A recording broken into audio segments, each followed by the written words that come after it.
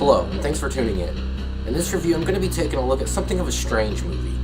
A romantic zombie comedy. And now, Life After Beth.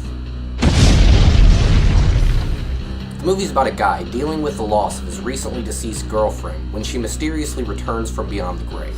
Slowly, he begins to realize that she is not as she once was. While I'm definitely not a fan of romantic comedies, I do have to admit that this film has an interesting plot that held my attention throughout.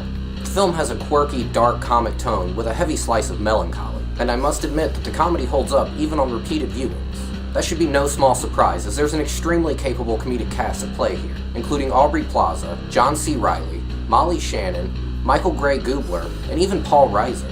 Dane DeHaan would be this movie's straight man playing the grieving boyfriend, and he does an extremely good job at grounding the film.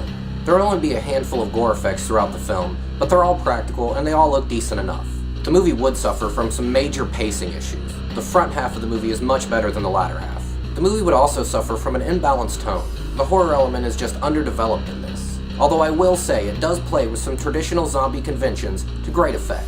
The film is decently shot, but there is an overabundance of unnecessary shaky camera. I've never been a fan of this and I never will be. Get yourself a tripod. The film's ending would also be a complete letdown. After the comedic highs at the beginning, I expected more. In closing, Life After Beth is a bit of a strange movie. I definitely wouldn't recommend it to everyone. On paper, this is a film that I personally would never enjoy, but everything comes together and works far better than I had expected. If you're in the mood for something different, go ahead and give it a watch.